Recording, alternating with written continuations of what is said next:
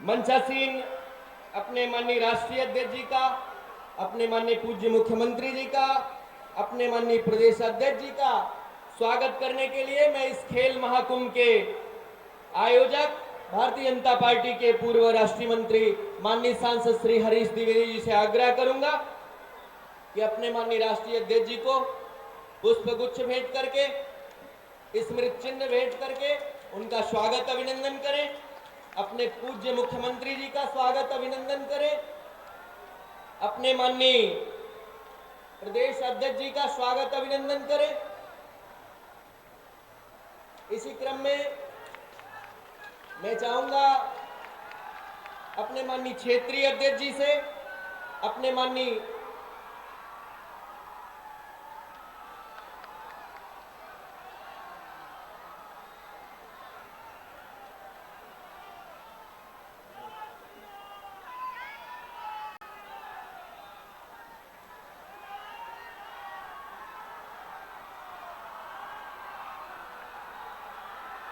अपने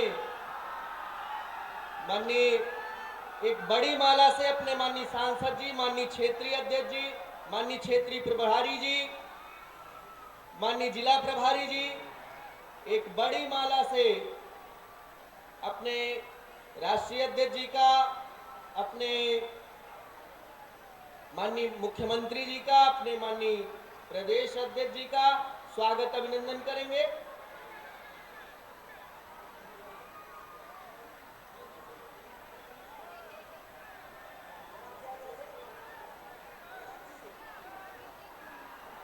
आदरणीय श्री दयाराम चौधरी जी, अजय सिंह जी, सभी सम्मानित मंचासीन।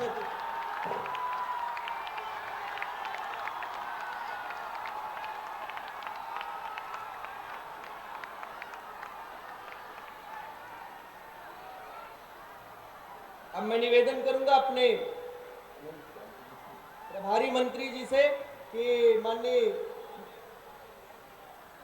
स्मृति चिन्ह भेंट करेंगे। और अब मैं विनम्रता पूर्वक निवेदन करूंगा सभी मंचासीन अतिथियों से क्षमा चाहते हुए, बहुत लंबी स्वागत की कड़ी है, लेकिन मैं अपने माननीय सांसद जी को आमंत्रित करूंगा कि आप आए, अपने माननीय राष्ट्रीय अध्यक्ष जी का, माननीय पूज्य मुख्यमंत्री जी का, माननीय प्रदेश अध्यक्ष जी का, सभी मंचासीन अतिथियों का स्वागत अभिनंदन करें। माननीय सांसद, बोले भारत माता की। भारत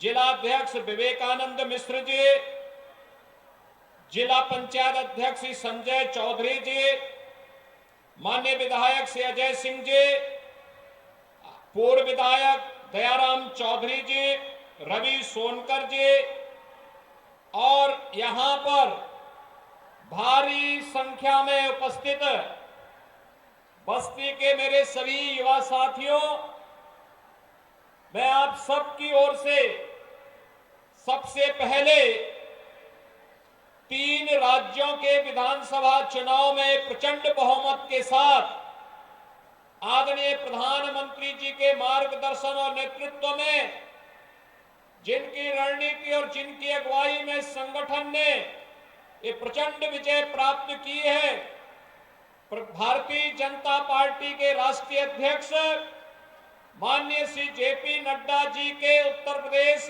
आगमन के अवसर पर उनका बस्ती की इस धरती पर हृदय से स्वागत करता हूं, अभिनंदन करता हूं। भाइयों बहनों, हम सब जानते हैं कि पिछले 9.5 वर्ष के अंदर हम एक नए भारत का दर्शन कर रहे हैं।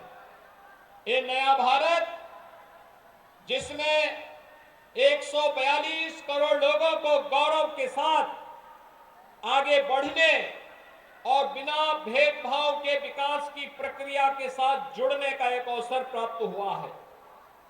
चेहरा देख करके नहीं, गांव, गरीब, किसान, नौजवान, दलित, वंचित, पिछड़ा, महिलाएं, युवा, इन सभी को शासन की योजनाओं में भागीदार बना करके उनके जीवन में परिवर्तन करने का जो कार्य पिछले 9.5 वर्ष के अंदर हुआ है, आज उसका परिणाम हम सबके सामने देखने को मिला है। और यह हम सब जानते हैं कि जब मोदी जी के हाथों में देश की सत्ता आई थी, तब ये देश दुनिया की 11वीं 12वीं अर्थव्यवस्था के रूप में जाना जाता था। और ये हमारा सौभाग्य है, एक यशस्वी नेतृत्व में आज भारत की अर्थव्यवस्था देश दुनिया की 5वीं बड़ी अर्थव्यवस्था के रूप में स्थापित हुआ है। जिस गति से भारत बढ़ रहा है, आने वाले 3-4 वर्ष महत्वपूर्ण होंगे। इसमें भारत की अर्थव्यवस्था को तीसरी बड़ी अर्थव्यवस्था के रूप में स्थापित करने के प्रधानमंत्री जी के संकल्पों के साथ हर भारतवासी को जुड़ना है।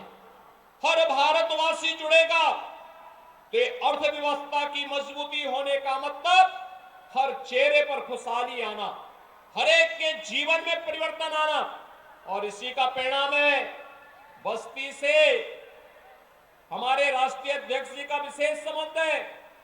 यहां जो मेडिकल कॉलेज आप देख रहे हैं ना, ये मेडिकल कॉलेज तभी आपको प्राप्त हुआ था जब माननीय नड्डा जी केंद्रीय स्वास्थ्य और परिवार कल्याण विभाग के मंत्रालय के मंत्री थे। आप सोचिए, बस्ती में कोई मेडिकल कॉलेज की बात सोच सकता था? लेकिन भाइयों बहनों, गोरखपुर में एम्स हो या फिर बस्ती का मेडिकल कॉलेज, ये सभी नड्डा जी की देन है। और भाइयों बहनों, इसीलिए पूर्वी उत्तर प्रदेश के अंदर इंसेफ्लाइटिस की बीमारी के समाधान के लिए स्वास्थ्य और परिवार कल्याण मंत्री के रूप में उनका विजिट हुआ था। वे चिंतित थे, लेकिन साथ साथ उन्होंने प्रभावी कार्य योजना बनाई।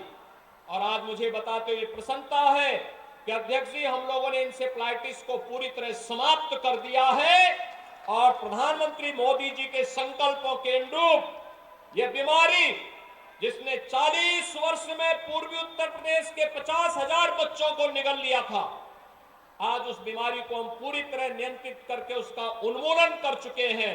और इसमें प्रधानमंत्री मोदी जी के नेतृत्व में स्वास्थ्य मंत्री के रूप में आपके द्वारा दिए गए योगदान की महती भूमिका है।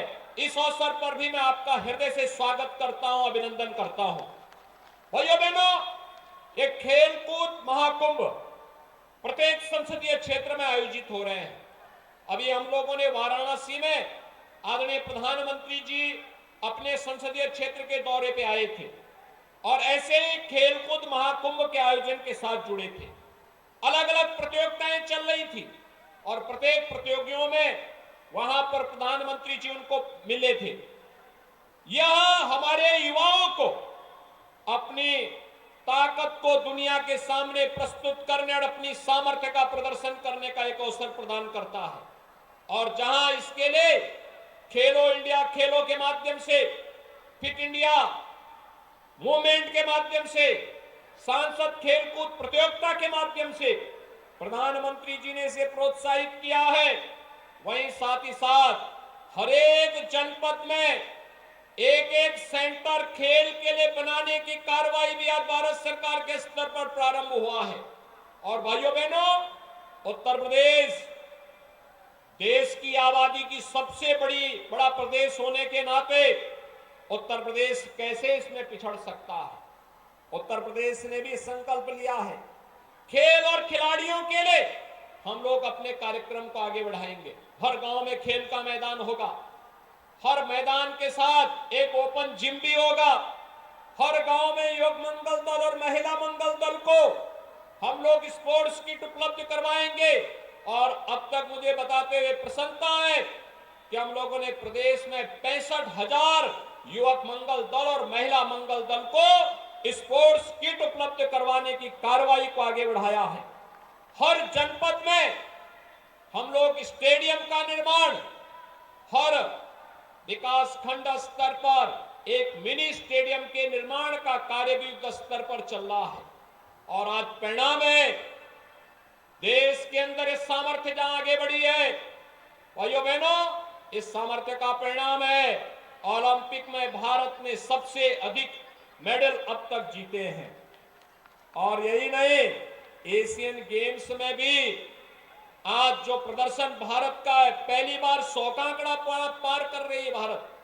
यह एक सुखद लक्षण है। प्रधानमंत्री मोदी जी के विजन को जमीनी धरातल पर उतारने का परिणाम आज उसके हम सबके सामने आए हैं। इसके लिए अनेक प्रोत्साहन उत्तर प्रदेश सरकार ने अब तक 500 खिलाड़ियों को सरकारी नौकरी दी है, जिसमें डिप्टी एसपी का पद भी दिया गया है, नायब तहसीलदार का भी पद दिया गया है, और साथ साथ पुलिस में भर्ती की अलग अलग श्रेणी में भी भर्ती की प्रक्रिया को उसको आगे बढ़ाया गया है। और भाइयों बहनों, मैं आज फिर आपको कह रहा हूं, 500 नए पद हमारे निकल रहे हैं खिलाड़ियों के लिए। खेल कोटे के अंतर्गत 2% आरक्षण की व्यवस्था हम लोगों ने कर दी है इसमें खिलाड़ियों के लिए, चाहे वह ओलंपिक हो, एशियन गेम्स हो, कॉमनवेल्थ हो, विश्व चैंपियनशिप हो, नेशनल गेम्स हो।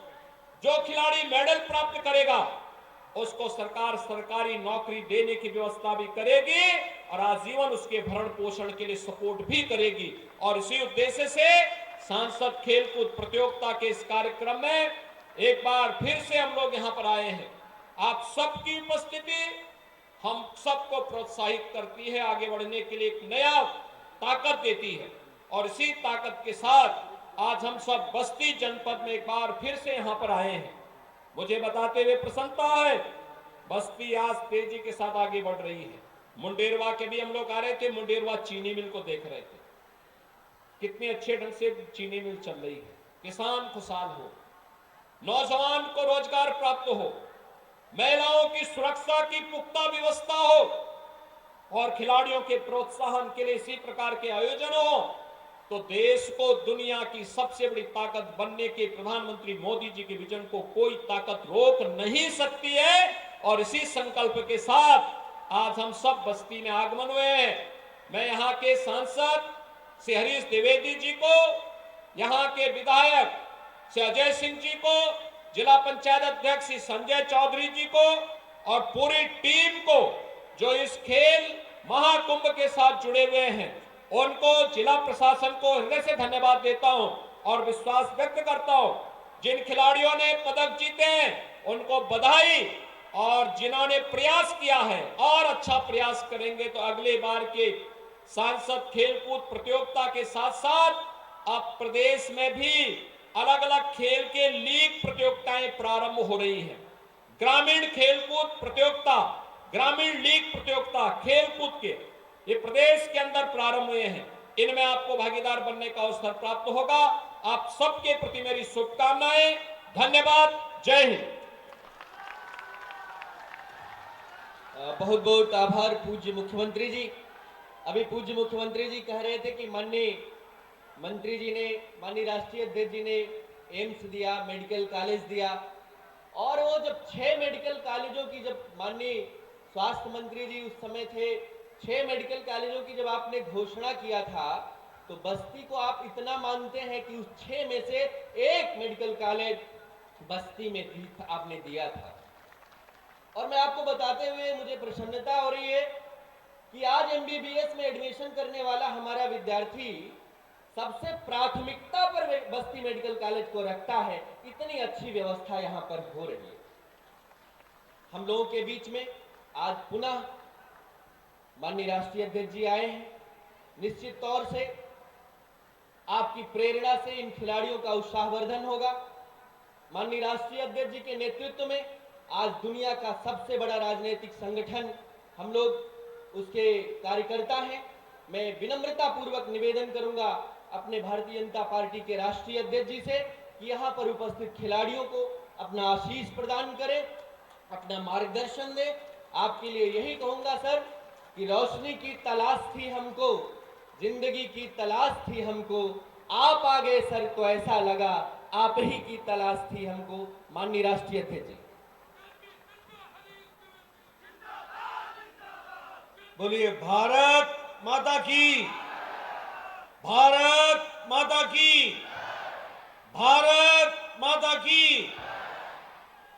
आज के इस खेल महाकुंभ के समापन कार्यक्रम में मंच पर उपस्थित उत्तर प्रदेश के यशस्वी मुख्यमंत्री आदरणीय श्री योगी आदित्यनाथ जी, हमारे पार्टी के बहुत ही जुझारू और कर्मशील अध्यक्ष श्री भूपेंद्र सिंह चौधरी जी, आप सबके और हम सबके बहुत ही लोकप्रिय सांसद और इस महाकुंभ के आयोजक सम्माननीय मेरे छोटे भाई हरीश द्विवेदी जी, हमारे प्रदेश के संगठन मंत्री धर्मपाल जी, क्षेत्रीय अध्यक्ष सहजानंद राम जी, हमारे यहाँ के प्रभारी मंत्री सच्चान जी, हमारे सभी वरिष्ठ मंत्रीगण, सांसदगण, विधायकगण, पार्टी के पदाधिकारी और बस्ती में इस महाकुंभ में एकत्र आए देवियों और सज्जनों और मेरे नौजवान खिलाड़ी साथियों और मीडिया के मेरे साथी, प्रिंट मीडिया और इलेक्ट्रॉनिक मीडिया के मेरे साथी, मेरा ये सौभाग्य है कि मुझे इस खेल महाकुंभ के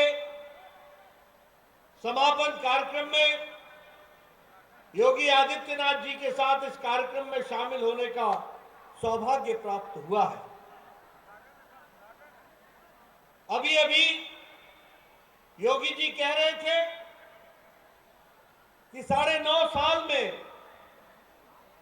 नए भारत का दर्शन हो रहा है और उस नए भारत का प्रतिबिंब मुझे यहां में दिख रहा है, वह मैं स्पष्ट रूप से कहना चाहता हूं।